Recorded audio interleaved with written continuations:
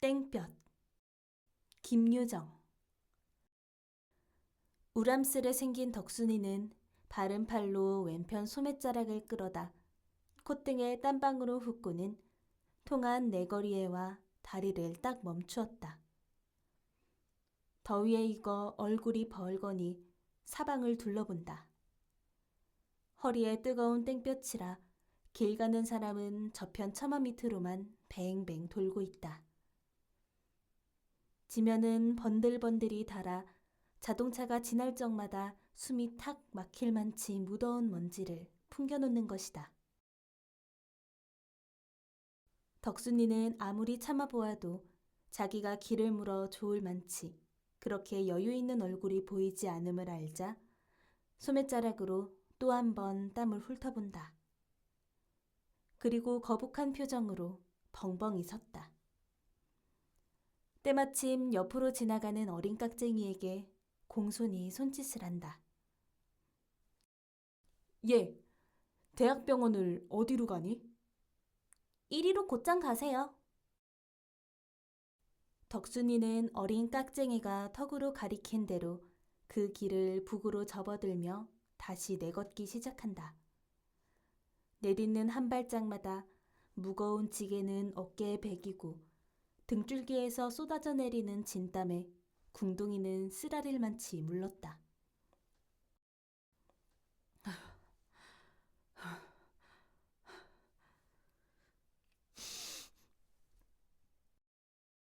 속타는 불김을 입으로 불어가며 허덕지덕 올라오다 엄지손가락으로 코를 힝 풀어 그 옆 전봇대 허리에 쓱 문댈 때에는 그는 어지간히 가슴이 답답하였다.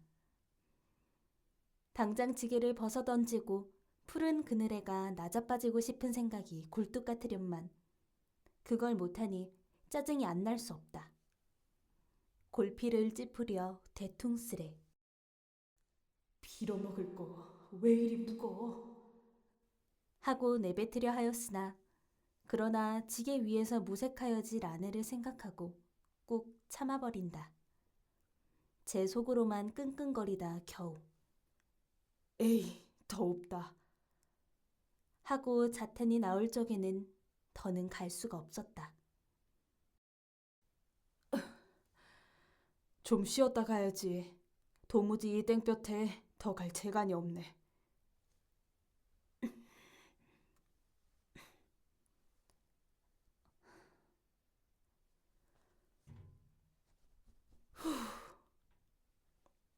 덕순이는 길가 버들 밑에다 지게를 벗어놓고는 두 손으로 적삼 등을 흔들어 땀을 내린다.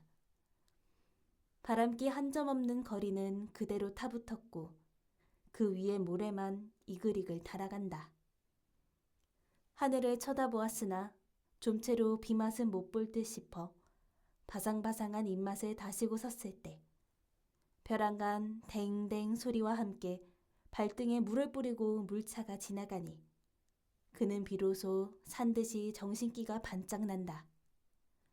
적삼 호주머니에 손을 넣어 곰방대를 꺼내 물고 담배 한 대 붙이려 하였으나 홀쭉한 쌈재에는 어제부터 담배 하나 없었던 것을 다시 깨닫고 역정스레 도로 집어넣는다. 꽁무니가 백이지 않어? 덕순이는 이렇게 아내를 돌아본다. 괜찮아요. 하고 거진 죽어가는 상으로 글썽글썽 눈물이 괜 아내가 딱하였다. 2달 동안이나 햇빛 못 본 얼굴은 누렇게 시들었고 병약한 몸으로 지게 위에 앉아 까대기는 양이 금시라도 꺼질 듯 싶은 그 아내였다. 덕순이는 아내를 이윽히 노려본다. 아, 울긴 왜 우는 거야? 하고 눈을 부라렸으나 병원에 가면 쨘되겠죠. 째긴 아무거나 덮어놓고 째나? 연구한다니까. 하고 되도록 아내를 안심시킨다. 그러나 덕순이 생각에는 째든 말든 그건 차차 해놓고 우선 먹어야 산다고. 왜? 기영이 할아버지의 말씀 못 들었어? 병원서 월급을 주고 고쳐준다는 게 정말인가요? 그럼 노인이 설마 거짓말을 헐라고? 그래, 시방도 대학병원의 2등 박사인가 뭐가 14살 된 조선 아이가 어른보다도 더 부대한 걸 보고 하도 이상한 병이라고 붙잡아들여서 한 달에 10원씩 월급을 주고 그뿐인가? 먹이고 입히고 이래가며 지금 연구하고 있대지 않어? 그럼 나도 허구한 날 늘 병원에만 있게 되겠구려. 이제 가봐야 알지 어떻게 됐는지. 이렇게 시원스레 받기는 받았으나 덕순이 자신 역시 기영 할아버지의 말을 꼭 믿어서 좋을지가 의문이었다. 시골서 올라온 지 얼마 안 되는 그로서는 서울 일이라 혹 알 수 없을 듯 싶어 무료 진찰권을 내온데 더 되지 않았다. 그렇다 하더라도 병이 괴상하면 할수록 혹은 고치기가 어려우면 어려울수록 월급이 많다는 것인데 영문모를 아내의 이 병은 얼마짜리나 되겠는가고 속으로 무척 궁금하였다. 아이가 10원이라니 이건 한 15원쯤 주겠는가. 그렇다면 병 고치니 좋고 먹으니 좋고 두루두루 팔자를 고치리라고 속 안으로 육조 배판을 느리고 섰을 때 여보십시오. 이 채미 하나 잡숴보십시오. 하고 조만치서 참외를 버려놓고 앉았는 아이가 시선을 끌어간다. 길쭉길쭉하고 싱싱한 놈들이 과연 뜨거운 복 중에 하나 벗겨들고 으썩 깨물어 봄직한 참외였다. 덕순이는 참외를 이놈 저놈 멀거니 물색하여 보다 쌈지에 든 잔돈 사전을 얼른 생각은 하였으나 다음 순간에 그건 안 될 말이라고 꺽진 마음으로 시선을 걷어온다. 사전에 1점만 더 보태면 희연 한 봉이 되리라고 어제부터 잔뜩 꼬벼지고 오던 그 사전. 이걸 참외값으로 녹여서는 사람이 아니다. 지게를 꼭 붙들어.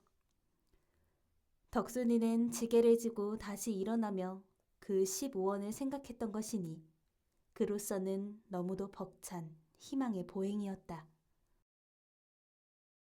덕순이는 간호부가 지도하여 주는 대로 산부인과 문 밖에서 제 차례가 돌아오기를 기다리고 있었다.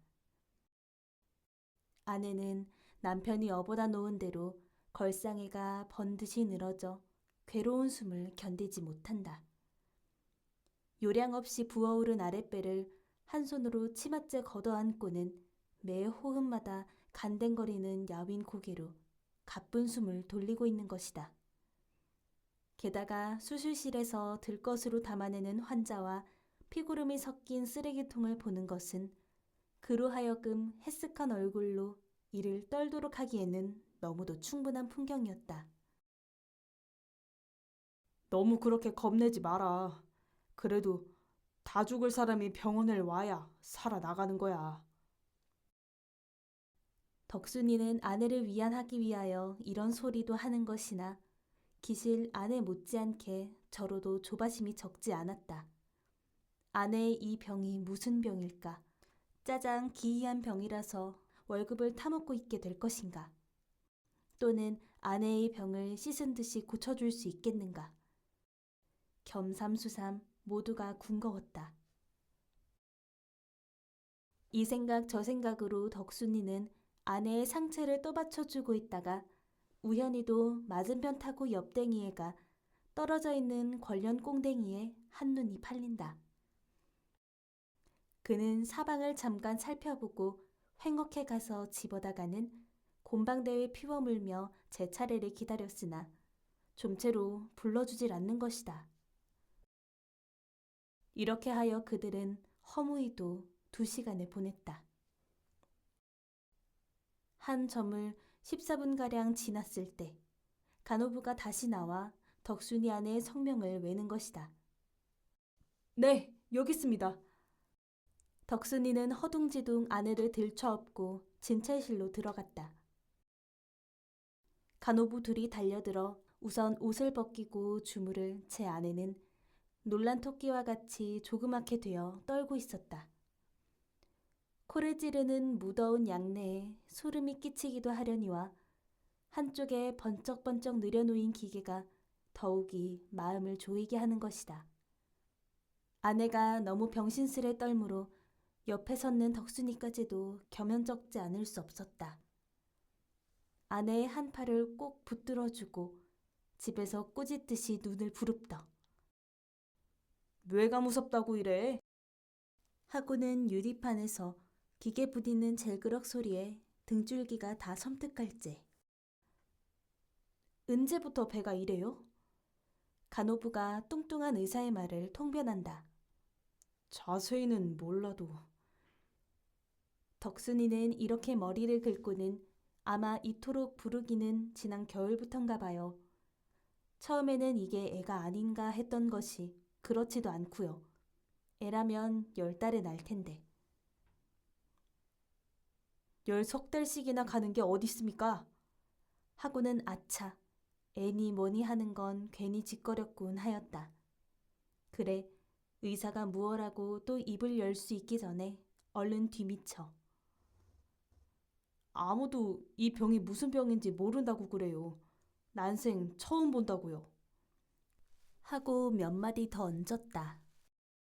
덕순이는 자기네들의 팔자를 고칠 수 있고 없고가 이 순간에 달렸음을 또 한 번 깨닫고 열심히 의사의 입만 쳐다보고 있는 것이다마는 금태 안경 쓴 의사는 그리 쉽사리 입을 열지 않았다.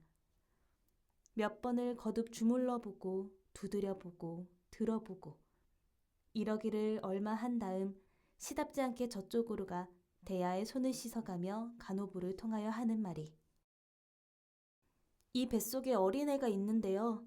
나오려다 소문이 적어서 그대로 죽었어요. 이걸 그냥 둔다면 앞으로 일주일을 못 갈 것이니 불가불수술을 해야 하겠으나 또 그 결과가 반드시 좋다고 단언할 수도 없는 것임에 배를 가르고 아이를 꺼내다 만일 사불려이 하여 불행을 본다더라도 전혀 관계없다는 승낙만 있으면 내일이라도 그 수술을 하겠어요. 하고 나 어린 간호부는 조금도 거리낌 없는 어조로 줄줄 쏟아놓다가 어떻게 하실 테야요? 글쎄요. 덕순이는 이렇게 얼떨떨한 낯으로 다시 한번 뒤통수를 긁지 않을 수 없었다. 간호부의 말이 무슨 소린지 다는 모른다 하더라도 속대중으로 저쯤은 알아챘을 것이니 아내의 생명이 위험하다는 그 말이 두렵기도 하려니와 겨우 아이를 뱄다는 것쯤 영국거리는 못되는 병인 양 싶어 우선 낙심하고 마는 것이다. 하나 이왕 버린 노르심에 그럼 먹을 것이 없는데요. 그건 여기서 입원시키고 먹일 것이니까 염려 마셔요. 그런데 저... 하고 덕순이는 열적은 낯을 무얼로 가릴지 몰라 주뼛주뼛. 월급 같은 건 안 주나요? 무슨 월급이요? 왜 여기서 병을 고치면 월급을 주는 수도 있다지요. 제 병 고쳐주는데 무슨 월급을 준단 말이오. 하고 맹망스레도 톡 쏘는 바람에 덕순이는 고만 얼굴이 벌개지고 말았다. 팔자를 고치려던 그 계획이 완전히 어그러졌음을 알자 그의 줄인 창자는 척 꺾이며 두꺼운 손으로 이마에 진땀이나 훑어보는 밖에 별도리가 없는 것이다. 하나 아내의 생명은 어차피 건져야 했기로 공손히 허리를 굽신하여 그럼 내일 데리고 올게. 어떻게 해주십시오. 하고 되도록 빌붙어 보았던 것이 그때까지 끔찍끔찍한 소리에 얼이 빠져서 멀뚱히 누웠던 아내가 벼랑간 기급을 하여 일어나 살뚱맞은 목성으로 나는 죽으면 죽었지. 배는 안 째요. 하고 얼굴이 노랗게 되는 데는 더 할 말이 없었다.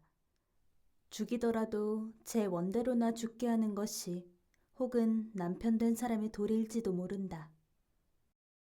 아내의 꼴에 하도 어이가 없어 죽는 것보담야 수술을 하는 게 좀 낫겠지요.